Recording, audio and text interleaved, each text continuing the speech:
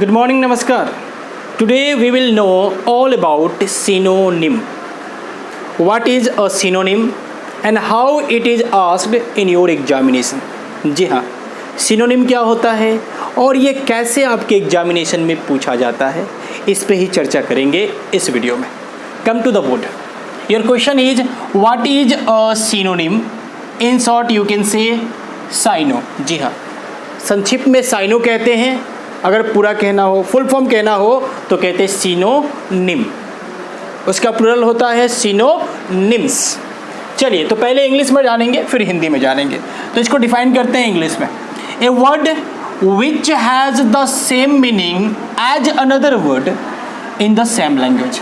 यानी एक ही भाषा में देख सकते हैं यहाँ शब्द जिसका अर्थ उसी भाषा के दूसरे शब्द के समान होता है. यानी एक ही भाषा के दो शब्द यदि उनका अर्थ समान है तो वो दोनों क्या कहे जाएंगे? सिनोनिम्स कहे जाएंगे. यानी पर्यायवाची शब्द कहे जाएंगे. यदि सिनोनिम्स पढ़ने में आपको दिक्कत हो रही होगी तो मैंने यहाँ उच्चारण लिख रखा है, आप देख सकते हैं.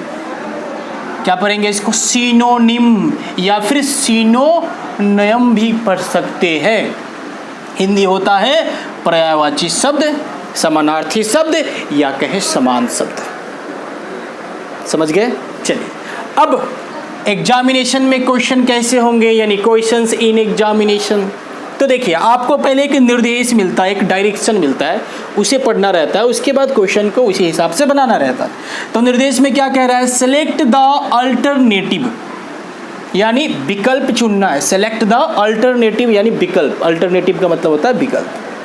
सिमिलर इन मीनिंग, जो कि समान हो अर्थ में, टू द वर्ड गिवन, जो वर्ड दिया गया है उसके अर्थ में समान, यानी उसी के अर्थ के जैसा हो, यानी उसका वो साइनो हो, सिनोनिम हो. तो देखिए, क्वेश्चन का वर्ड है आपका बिग. इसी का इन चारों में से आपको समान अर्थ खोजना है. तो देखिए, बिग का टीनी होगा, फैट होगा, लार्ज होगा, स्मॉल होगा, क्या होगा? समान अर्थ वाला शब्द. तो आंसर हो जाएगा लार्ज, क्योंकि बिग का अर्थ बड़ा होता है और लार्ज का अर्थ भी बड़ा होता है. ध्यान रखिएगा, बहुत बच्चे हड़बड़ाहट में स्मॉल भी मार के चले आएंगे. क्यों? कि यदि किसी बच्चे से पूछा जाए कि राम की माता का नाम क्या है, तो हो सकता है वो सीता कह दे, क्योंकि उस बच्चे ने राम के बाद यदि किसी का नाम ज़्यादा सुना है तो सीता का सुना है. तो क्वेश्चन को वो समझा नहीं, सीता झट से जवाब दे दिया, क्योंकि कौशल्या कैकेयी का नाम बहुत कम सुना है उसने. उसी प्रकार जब हम एग्जामिनेशन में बैठते हैं तो जो शब्द सुने होते हैं कि बिग स्मॉल, तो उसी को सेलेक्ट कर लेते हैं और बाद में पता चलता है अरे ये तो गलत हो गया. तो ध्यान रहना चाहिए कि हम डायरेक्शन के हिसाब से हमको समान शब्द खोजना है या उल्टा, क्योंकि टीनी का मतलब छोटा होता है, स्मॉल का मतलब छोटा होता है, तो ये दोनों विलोम शब्द है, उल्टा है. हमको तो समान शब्द खोजना है, यानी लार्ज.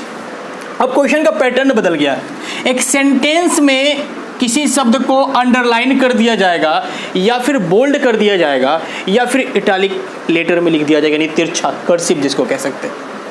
उसी का आपको साइनो खोजना है. तो देखिए, तो this is an easy question. किसको अंडरलाइन किया है? तो इजी को. तो इजी का साइनो इसमें से खोजना है. तो डिफ़िकल्ट होगा? नहीं, डिफ़िकल्ट तो उसका विलोम शब्द हो जाएगा. क्या हो जाएगा जी? सिंपल हो जाएगा. ठीक है, तो उम्मीद है कि आप समझ गए होंगे. समझ गए हैं? You got it well. तो समझ गए हैं तो फिर मिलेंगे हम अगले वीडियो में एक नए टॉपिक के साथ. ओके, धन्यवाद. Thanks for watching.